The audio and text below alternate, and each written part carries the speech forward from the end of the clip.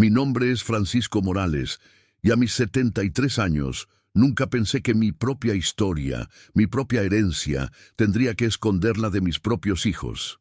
Nunca. Y lo digo así, con esta voz ronca, que ya carga los años y las penas, porque es la verdad, es lo que hay. Después de tantos sacrificios, de partirme el alma, de dejar la piel en cada turno de la fábrica, para que mi propio hijo más querido, Miguel, me echara a la calle como si fuera un perro, un estorbo. Eso soy para él, un viejo inútil, pero a este viejo, ¿saben qué? A este viejo le quedaba algo, le quedaba la dignidad, sí, y un secreto que Miguel, con toda su astucia y su mentira, nunca llegó a imaginar. Lo que ellos no sabían es que este viejo tenía un plan y una memoria que no se borra, una memoria que recuerda cada gota de sudor, cada privación, cada desprecio, y esa memoria, créanme, tiene un precio. Y ese precio Miguel ya lo está pagando, y lo va a seguir pagando. Recuerdo cuando conocí a Esperanza. Era un 25 de diciembre, en la posada del barrio. Ella llevaba un vestido sencillo, floreado, y su sonrisa, su sonrisa iluminaba todo. Yo era un muchacho con más sueños que dinero, un obrero recién entrado a la textilera, con las manos ya curtidas de tanto hule y tanto algodón. Pero ella me vio, y me quiso, y con ella la vida. La vida se pintó de otros colores. Nos casamos en una iglesia pequeña, con lo poco que teníamos. Nuestra luna de miel fue un viaje en autobús a un pueblo cercano, nada más, pero éramos ricos, ¿saben? Ricos de sueños, de ilusiones, de ganas de echar raíces, y la primera raíz que plantamos fue el deseo de tener nuestro propio pedazo de tierra, dejar de pagar alquiler, tener algo nuestro. La textilera eran turnos eternos, 10, 12 horas diarias. El olor a químicos se me metía hasta los huesos, pero cada peso que ganaba, cada centavo, lo estiraba como chicle. Esperanza era una maga con el dinero, hacía rendir hasta la última moneda, y así, pesito a pesito, fuimos juntando. Yo recuerdo, como si fuera ayer, el día que compramos el terreno. Era un solar pequeño, en la orilla del pueblo, lejos del centro, pero nuestro. La tierra olía a libertad. Construir la casa fue otra odisea. Los fines de semana, en lugar de descansar, yo me iba para allá. Aprendí a pegar ladrillos, a mezclar cemento, a poner una viga. Mis manos, que ya eran rudas, se hicieron de acero.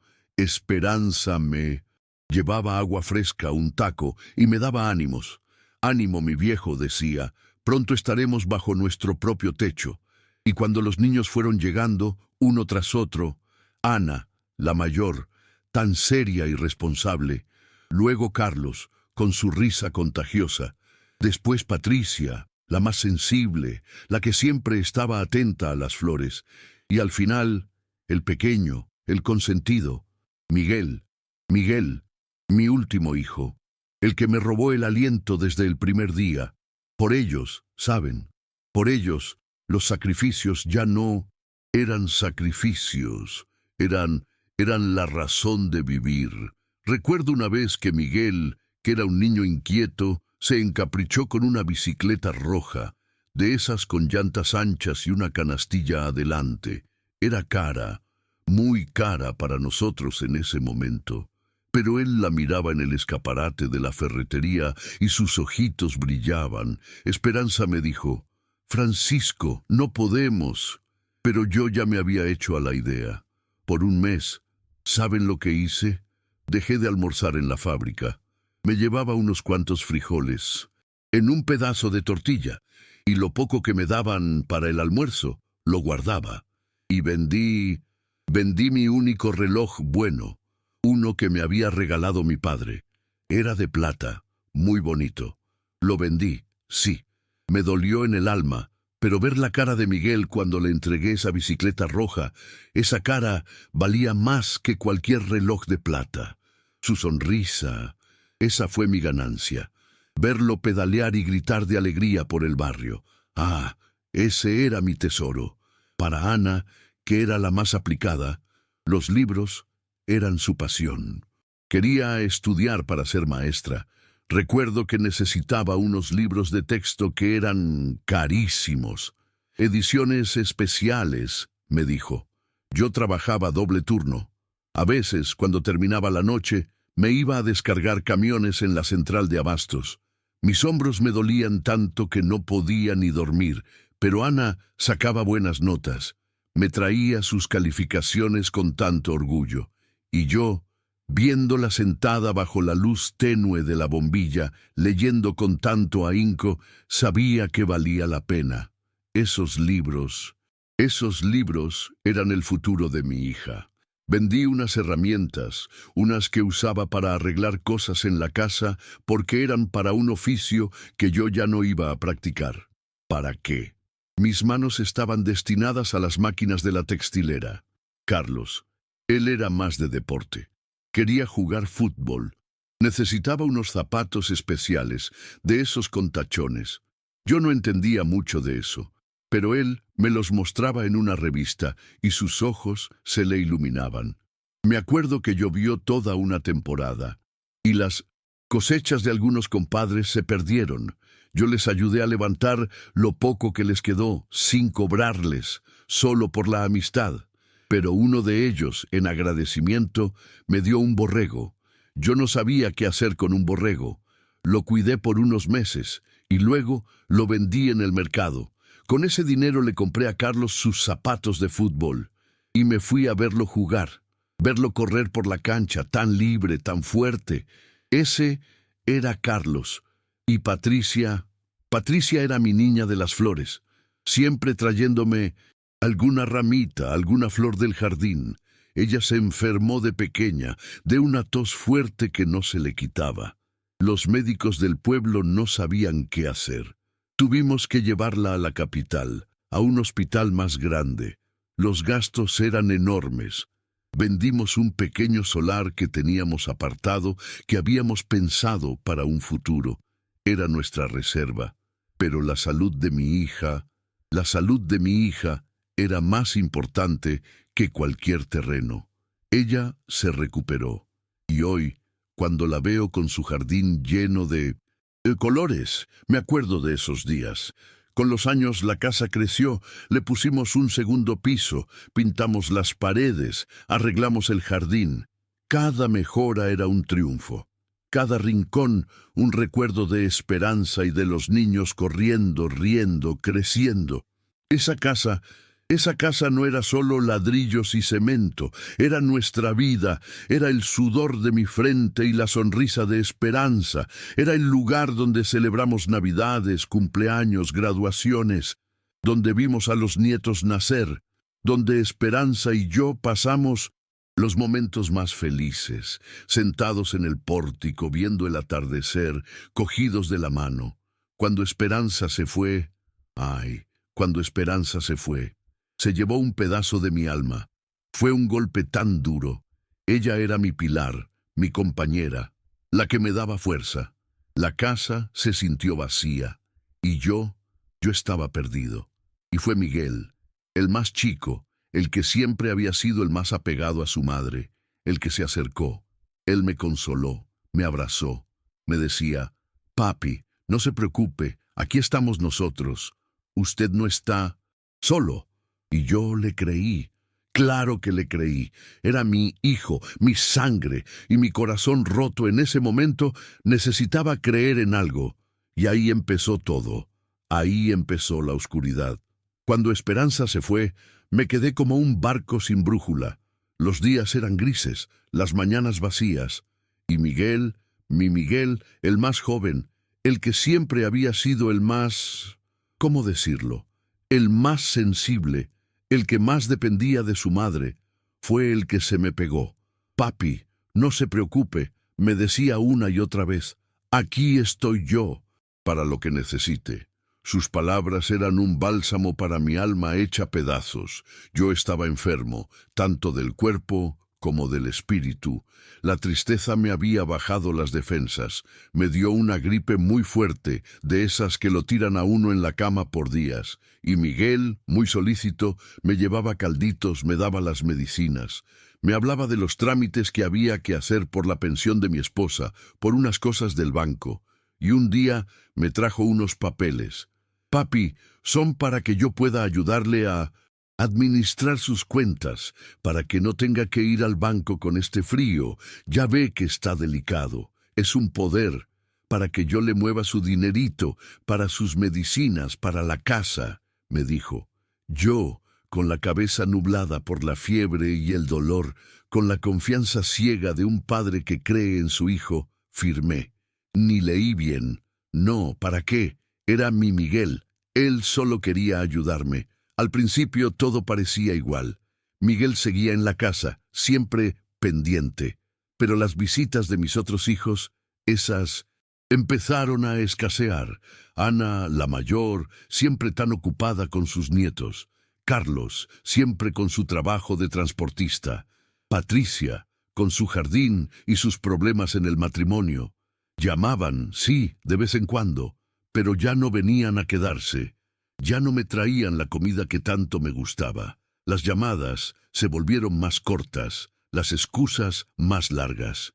Papi, es que el tráfico. Papi, es que los niños. Papi, es que estoy muy cansado. Y yo en mi soledad me quedaba mirando el teléfono, esperando una llamada que no llegaba. Mi cumpleaños, el 73, se les olvidó. A todos. Pasó el día sin una llamada, sin un pastel, sin un abrazo. Esa noche me senté en el porche, el mismo donde me sentaba con Esperanza, y lloré en silencio. No por la fiesta, no por el regalo, sino por el olvido, por sentirme invisible, como si mi vida, mi existencia ya no importara. A la mañana siguiente, cuando Miguel se despertó, le dije, Miguel, ayer fue mi cumpleaños. Él me miró, abrió los ojos, como platos, y dijo, «Ay, papi, se me fue el santo al cielo. Lo siento tanto». Y me dio un abrazo que se sintió vacío. Un abrazo de compromiso, no de cariño. Y luego, como si nada, se fue a trabajar. Las humillaciones se hicieron más frecuentes, más punzantes. Un día, una de mis nietas, hija de Carlos, me trajo un dibujo. Era un retrato mío, con mi barba y mi sombrero. Era hermoso. Yo lo puse en la mesita de sala, mi lugar preferido. Miguel llegó al rato, lo vio, y solo tomó el dibujo, lo dobló y lo guardó en un cajón. «Ay, papi, eso estorba aquí. Es para el refri, ¿no cree?» Y sin más, puso unos papeles suyos en la mesa. Mi corazón se encogió. Era solo un dibujo, sí, pero era un pedazo de amor de mi nieta. Y él lo había despreciado. Luego vino el tema de la comida. Miguel empezó a traer comida para él y su esposa. Y a mí me dejaban mis frijoles y mi tortilla en la cocina, separado, como si yo fuera una carga, como si mi presencia en la mesa estorbara. Una vez le pedí que me trajera un poco de la sopa que estaban comiendo. «Ay, papi, es que esta tiene chile, le va a hacer daño», me dijo su esposa con una sonrisa fingida. Yo no dije nada, solo comí mis frijoles con un nudo en la garganta. La casa, que una vez fue el centro de mis alegrías, se había convertido en una cárcel de soledad. Y la casa que con tanto esfuerzo construí. Él empezó a decir que necesitaba hacer arreglos mayores, que ya estaba vieja, que había que modernizarla. Me pidió dinero para materiales, para mano de obra. Yo le di de lo que tenía en mi cuenta de ahorros, la que él administraba. Qué tonto fui, ¿verdad? Creí que era para el bien de la casa, para que estuviera mejor. Pero luego vi unos hombres con papeles, tomando fotos. Pregunté qué hacían y Miguel me dijo, «Ay, papi, son unos de un programa del gobierno. Están evaluando las casas para ver quién necesita apoyo». Y yo le creí, hasta que llegó el día. Un día, de la nada, Miguel me dijo, «Papi, tengo una noticia. Ya vendimos la casa». Vendimos la casa. Mi mundo se vino abajo. ¿Cómo que vendimos la casa, Miguel? ¿De qué hablas? Él me miró con una frialdad que no reconocí. Sí, papi, ya estaba muy vieja. Necesitamos un cambio. Con este dinero vamos a comprar un departamento más pequeño, más fácil de mantener. Pero en su voz había una nota de burla, de triunfo, y en sus ojos una avaricia que nunca antes le había visto. Me dijo que ya no había espacio para mí, que me buscaría un cuartito en algún lado, o que me fuera a vivir con Ana, o con Carlos, o con Patricia, cualquiera, menos él. Me echó, sí, me echó a la calle, con una pequeña maleta con lo mínimo. Me dijo que me buscara la vida. Ya es un estorbo, papi. Ya hizo lo suyo. Ahora déjenos vivir a nosotros. Sus palabras me taladraron el alma. Esa noche dormí en la calle, en un banco de un parque, temblando de frío y de rabia. La rabia me quemaba por dentro. No era solo la casa, no era el dinero, era la traición, la bajeza, el desprecio a una vida de sacrificio. Llamé a mis otros hijos. Ana respondió con pena, pero dijo que no podía. Carlos me dijo que estaba de viaje. Patricia, que su esposo no la dejaba. ¡Qué cobardes! Nadie me abrió la puerta. Nadie. En ese momento, en la oscuridad de la noche, sentí que estaba solo, completamente solo. Y ahí, en ese banco frío, la rabia se transformó en una determinación de hierro. Ya no era tristeza, ya no era pena, era fuego, un fuego que me decía: Francisco, no te vas a dejar, no después de lo que has hecho por ellos, no después de esta vida que te has partido. Y recordé mi secreto, mi pequeño, preciado secreto. Sentado en ese banco de parque, con el frío calándome los huesos y el alma rota, mi mente no dejaba de dar vueltas. ¿Cómo pude ser tan ciego? ¿Cómo pude confiar ciegamente en Miguel? Pero más allá del dolor, algo se encendió dentro de mí, una chispa que había mantenido oculta por décadas. Mi secreto, un secreto que Esperanza conocía en parte, pero que yo había guardado celosamente, no por desconfianza, sino por precaución, por una vieja costumbre de obrero de ahorrar bajo el colchón, de no poner todos los huevos en la misma canasta. Mi historia con el dinero siempre fue peculiar. Desde joven vi cómo a la gente el dinero la cambiaba, cómo la codicia corrompía a las personas. Por eso, desde que empecé a trabajar en la textilera, siempre fui de guardar. No era de grandes gastos, ni de lujos. Mi mayor lujo era ver a mi familia feliz, tener comida en la mesa, un techo sobre nuestras cabezas. Ese era mi tesoro. Pero por dentro siempre hubo un instinto de acumular, de tener un colchón, una seguridad. Mis primeros ahorros fueron de los turnos extras, de los trabajos de fin de semana que hacía con mis compadres. Cada peso lo metía en una lata de café que enterraba en el patio trasero, debajo de un limonero. Esperanza se reía. Me decía: «Viejo, eres un topo». Pero ella sabía de mi miedo a la escasez, a la incertidumbre. Quería que mis hijos aprendieran el valor del trabajo, no que esperaran una fortuna heredada. Quería que se ganaran la vida con el sudor de su frente, como yo lo había hecho. No quería que el dinero los volviera flojos o ambiciosos de una forma nociva. Por eso, mis ahorros más grandes, los que superaban una cantidad razonable para una familia obrera, los mantuve en secreto. Después vino la oportunidad de unos terrenos. Cientos de kilómetros al sur, mi padre, que en paz descanse, me había dejado unas parcelas pequeñas, tierra de campo, árida, que no valía mucho en su momento. Yo las visitaba de vez en cuando, pagaba los impuestos, pero no pensaba mucho en ellas. Pensaba venderlas algún día, si acaso, para alguna emergencia. Pero la vida da muchas vueltas. Con el paso de los años la ciudad se expandió y de repente esas tierras que eran casi un desierto se hicieron valiosas. Una carretera nueva, una zona industrial. Un día Un inversionista me buscó, casi por casualidad. Me ofreció una fortuna por ellas, una fortuna. Me temblaron las manos cuando firmé los papeles. Fue una venta discreta, muy por debajo del radar. No le conté a nadie, ni a Esperanza, la cantidad exacta. Solo ella sabía que había vendido unos terrenos viejos. El grueso del dinero lo puse en un certificado bancario. Era una inversión segura, de la que no tenía que preocuparme. Y nadie lo sabía. Nadie. Y luego estaba la casita de alquiler con mi compadre, un amigo de toda la vida, don Pedro, que también era un hombre de trabajo y de ahorro.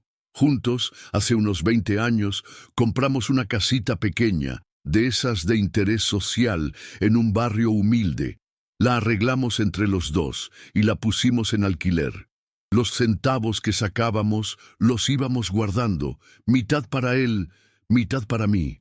Era nuestra pensión extra, decíamos. Don Pedro falleció hace 5 años. Sus hijos, que no se llevaban bien entre ellos, querían su parte. Yo les vendí la mía a un precio justo, y el dinero de mi parte lo sumé a mis ahorros ocultos. Mis hijos ni se enteraron. Para ellos era solo una propiedad más de un amigo de mi papá.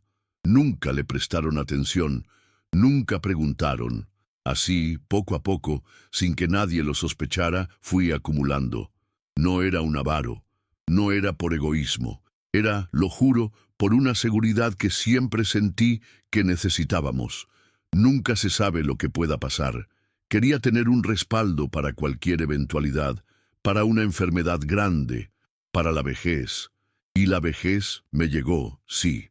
Y la eventualidad fue mi propio hijo, pero había otro detalle.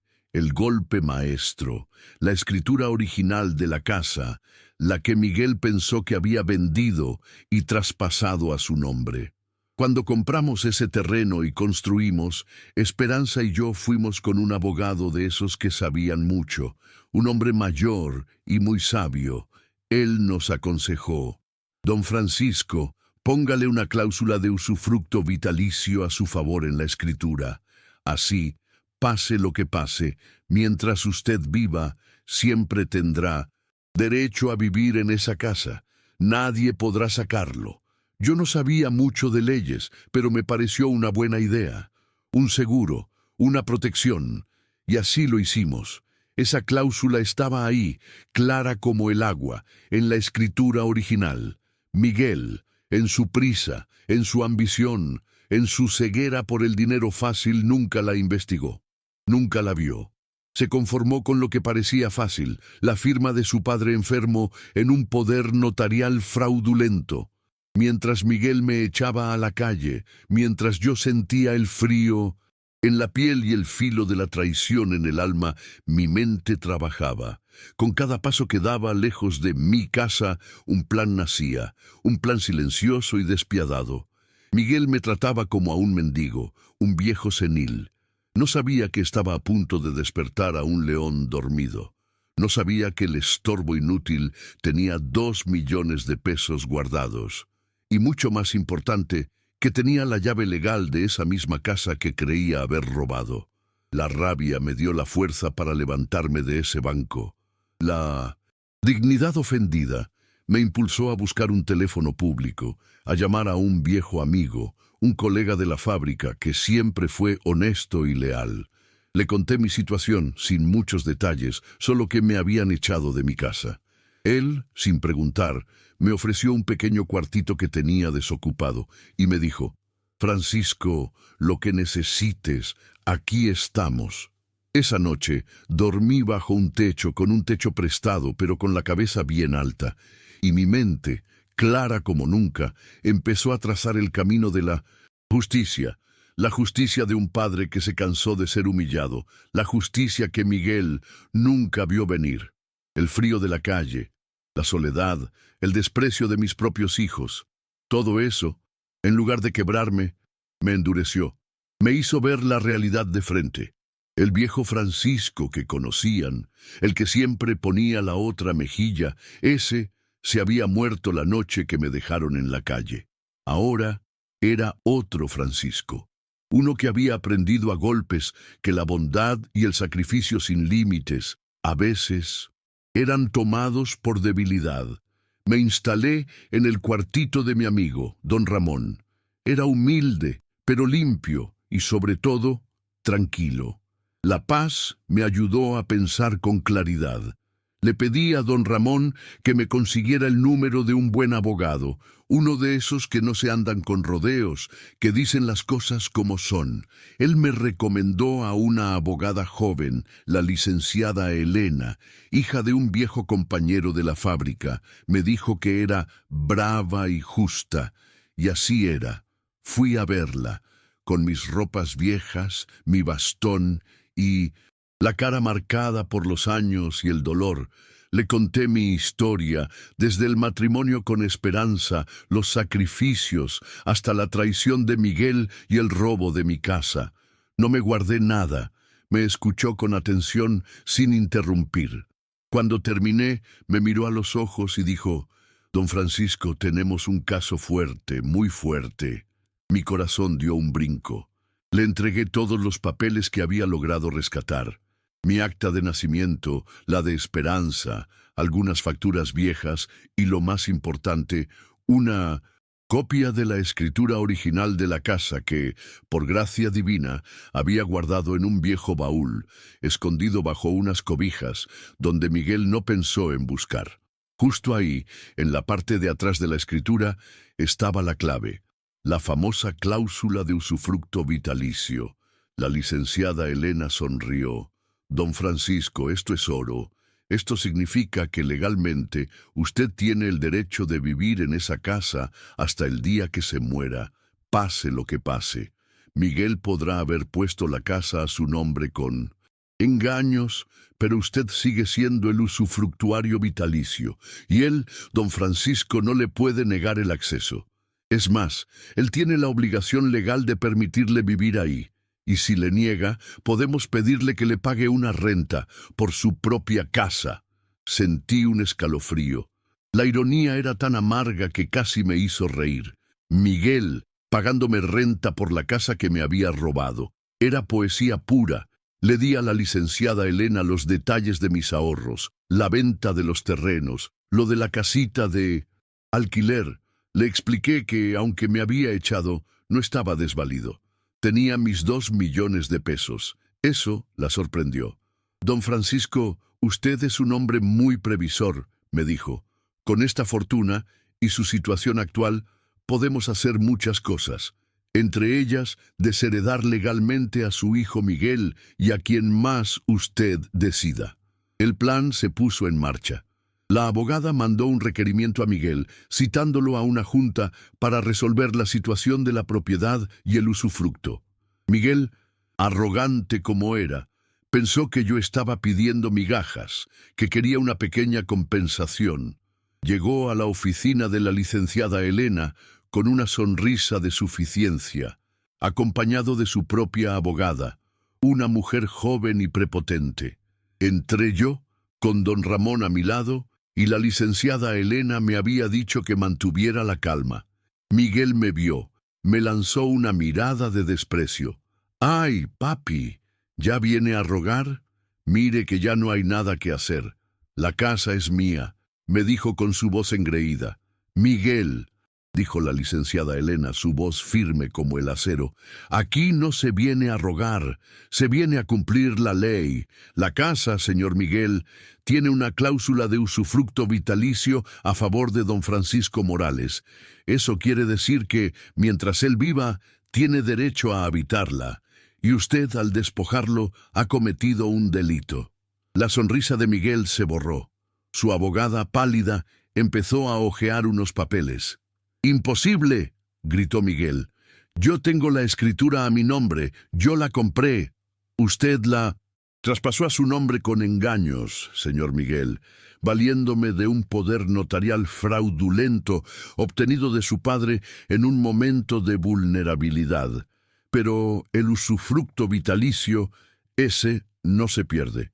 Y como usted le ha impedido el uso y goce de su derecho, Don Francisco le está exigiendo una renta mensual por el uso de su propiedad. Una renta que se pagará mes a mes, de por vida. Y si no paga, tendremos que desalojarlo de su casa, y don Francisco volverá a su hogar legalmente. La cara de Miguel era un poema. Se puso rojo, luego blanco. Su abogada le susurró algo al oído. Él no podía creerlo, no podía aceptar que el viejo inútil, al que había echado como un perro, ahora tuviera el control. Se levantó, furioso. «Esto es una trampa. Mi padre está loco. No voy a pagar nada». «Ah, y otra cosa, señor Miguel», continuó la licenciada Elena sin inmutarse. «Don Francisco ha decidido hacer uso de su derecho de desheredarlo. Usted, señor Miguel, y debido a su conducta de ingratitud y atentado contra el patrimonio de su padre, no recibirá un solo peso de sus ahorros, ni ahora ni en el futuro. Los 2 millones de pesos que don Francisco ha acumulado a lo largo de su vida y que usted desconocía serán destinados a obras de caridad o a quien él decida, pero ni usted ni sus hermanos, que tampoco se preocuparon por él en su momento de necesidad, verán un solo centavo de ese dinero. Es más, don Francisco ha decidido iniciar un proceso legal para exigirle a usted, Miguel, el pago de todos los meses de renta que no le ha pagado desde que lo echó de la casa, un monto significativo que si no paga se le embargarán sus bienes. Miguel cayó de nuevo en la silla. Sus ojos se llenaron de lágrimas. «Papi, no, papi, por favor, yo lo siento, yo no sabía, fui un tonto, fui un imbécil. Por favor, papi, perdóname, no me hagas esto». Sus disculpas sonaban huecas, desesperadas. Eran las lágrimas del que ha perdido, no del que se arrepiente. Yo lo miré. Mi corazón, que había sentido tanto dolor, ahora sentía una extraña mezcla de alivio y tristeza. «Miguel», le dije, mi voz apenas un susurro, «la confianza se gana, no se exige, y tú, hijo, la pisoteaste, me echaste a la calle, me trataste como basura. ¿Crees que unas lágrimas ahora lo van a borrar? No, las consecuencias de tus actos, Miguel, son tuyas, y las vas a enfrentar». La abogada de Miguel intentó negociar, pero la licenciada Elena fue implacable.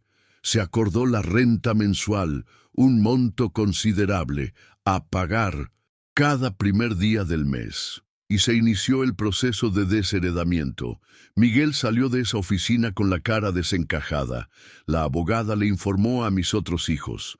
La reacción fue la esperada. Ana me llamó llorando, pidiéndome perdón, diciendo que no sabían lo que Miguel era capaz de hacer. Carlos me dijo que siempre me apoyaría, pero sus acciones hablaban más fuerte. Patricia, la más sensible, me escribió una carta pidiéndome disculpas y ofreciéndome ir a vivir con ella, pero ya era tarde. El daño ya estaba hecho, no era venganza, era simplemente justicia, la dignidad recuperada. Después de todo el ajetreo legal de ver la cara de Miguel cada mes cuando me deposita la renta de mi casa, porque sí, la sigue pagando, aunque le duela el alma, mi vida ha cambiado. No por el dinero, no se equivoquen. El dinero es solo una herramienta. La verdadera riqueza que recuperé fue la paz, la tranquilidad, la dignidad. Ahora vivo en una casita más pequeña que compré con una parte de Moindus. Mis ahorros. Es sencilla pero hermosa. Tiene un jardín, con mis propias manos planté algunas flores, de esas que le gustaban a Esperanza. Me levanto temprano, sin prisas, y me tomo mi café en el porche, viendo salir el sol. Siento el aire fresco en la cara, y por primera vez en mucho tiempo siento que respiro de verdad. Mis días son tranquilos. No tengo que preocuparme por el qué dirán, ni por la próxima humillación. A veces, mis vecinos, gente sencilla y buena, me visitan. Don Pedro, el hijo de mi compadre, viene a charlar conmigo de vez en cuando. La señora del puesto de tortillas de la esquina me regala un atole caliente cuando hace frío.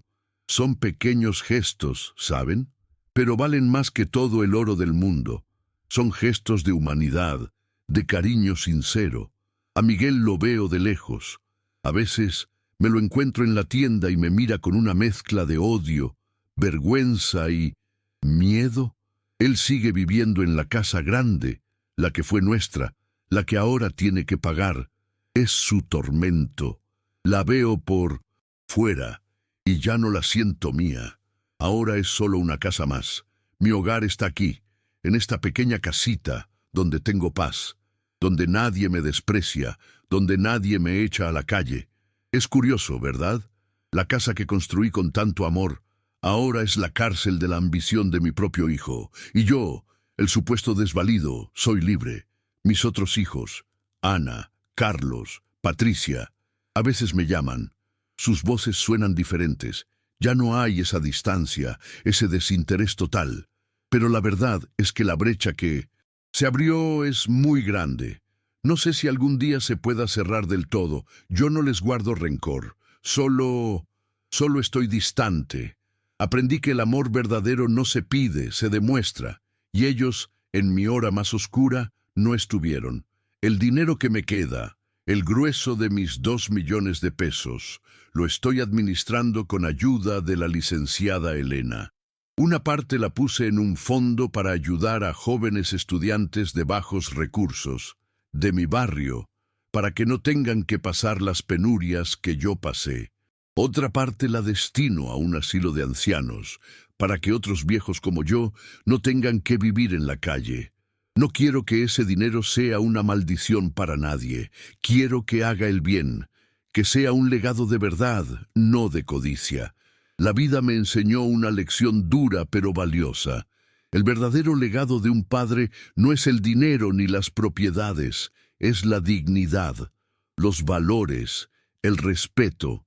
Es enseñar con el ejemplo que el trabajo honesto vale más que cualquier atajo, que la traición al final se paga y que el amor no se compra, se cultiva.